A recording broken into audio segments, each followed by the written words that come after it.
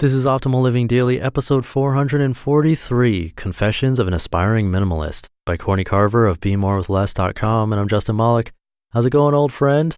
I call listeners of this show old friends because old, or OLD, stands for Optimal Living Daily, and I do consider you a friend if you listen every day. Only a friend would do that. If you're new here, this is where I narrate blogs for you. It's that simple, really. We actually have 4 podcasts in the Optimal Living Daily podcast network, and all of them feature us reading blogs to you so you can take a break from the screen for a change. By the way, if you have any author requests, let me know. Just visit oldpodcast.com to get in contact. And today's post is about minimalism. I'll have another one for Minimalist Monday tomorrow. So a nice little weekend of simplicity for you. So with that, let's get right to it and start optimizing your life. Confessions of an Aspiring Minimalist by Courtney Carver of BeMoreWithLess.com. According to the Merriam-Webster dictionary, the definition of aspire is to seek to attain or accomplish a particular goal. The great thing about aspiring to do or be something is that every day your actions can move you closer to your goal. There are some things with very defined parameters so you know when you're not aspiring anymore, but actually being the thing you aspired to be. For instance, after you stop eating meat, you aren't an aspiring vegetarian anymore, you are an actual vegetarian. When you see your first patient, you are not aspiring to be a doctor, you are a doctor. Minimalism is different. It is not clearly defined when applied to lifestyle. Art and music perhaps, but not lifestyle, no. My choices reflect the person I want to be, but my mindset needs some work. I've been accumulating stuff and thinking a certain way for 40 years, so I don't expect to be transformed immediately. While I've done a pretty good job getting rid of stuff, not buying stuff, paying off debt, and lots of other things in the less is more arena, I may need to work on the following areas. Confessions of an Aspiring Minimalist. Number 1, I haven't canceled my subscription to Sephora's weekly newsletters. I haven't stepped foot in our brand new local Sephora or made any purchases from Sephora.com. I typically don't even open the newsletter, but if the subject line sparks my curiosity, I will have a look. I have talked about my cosmetic obsession before, and it's almost laughable, but I don't wear much makeup. Even though it's been almost 4 months since I made my commitment not to buy new makeup for 3 months, the only thing I purchased is mascara. Number 2, when the holiday Nordstrom catalog arrived in the mail, my heart jumped. Almost 1 month into Minimalist Fashion Project 333, I know I won't be buying anything new in fashion, but I still like to see what's out there. Number 3, I look forward to movie night. I don't watch mindless TV anymore, channel surf, or waste hours a day in front of the tube, but my husband and I do order movies from Netflix, and I really love movie night. Number 4, I like the smell of a new car. My car is in for repair, and I have a loaner vehicle that is much newer than my vehicle. Every time I get in the driver's seat, I think, I could get used to this. I know I will never buy a new car, and actually look forward to living a car-free life someday, but while I have to drive, I enjoy being really comfortable. That being said, I am really comfortable in my own car. I guess if you never ride in first class, you don't know what you're missing in coach, but once you get a taste. Number 5, I would love to get my hair colored by a professional. I stopped having my hair colored almost a year ago and I do it myself. I save about $400 a year. I also wouldn't mind a 90-minute facial followed by a nice massage, but those are things that I put on my luxury list instead of my I deserve it list. Number 6, the new iPhone? Yes, please.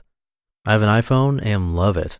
The newer model is sleek and shiny. It has a few more tricks like the video phone feature, but mine works just fine.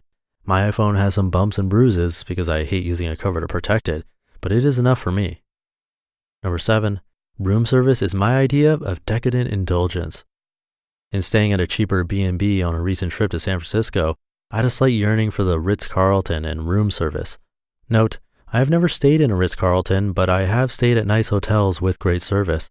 In exchange for upscale luxury, I got to enjoy homemade croissants with people from all over the world and learned I would make that trade again. With all of my shortcomings, there has been some dramatic improvement. For instance, it just occurred to me that my daughter and I didn't spend an afternoon poring over the September issue of Vogue this year. When I went to Target for something the other day, I realized that I used to stop in every weekend, and now it is only when I really need something. Our family usually takes a vacation out of the country each year, and this year, we've hardly left the state. We don't spend afternoons on the couch watching TV ever since I canceled the cable, and we don't dread going to the mailbox now that we have cleared our debt. So why do I share the fact that I'm tempted by luxury and consumerism? Because maybe you are too in one way or another. Every day we're all faced with choices. Every choice we make either leads us towards the life we want or away from it. By recognizing that, we can start to make real strides. It might be small choices like choosing an apple over a bag of chips if you want to lose weight, or a bigger choice like not buying a new iPhone because you want to build a comfortable emergency fund. Either way, when you clearly see that each choice makes a difference, the right choice becomes easier to make.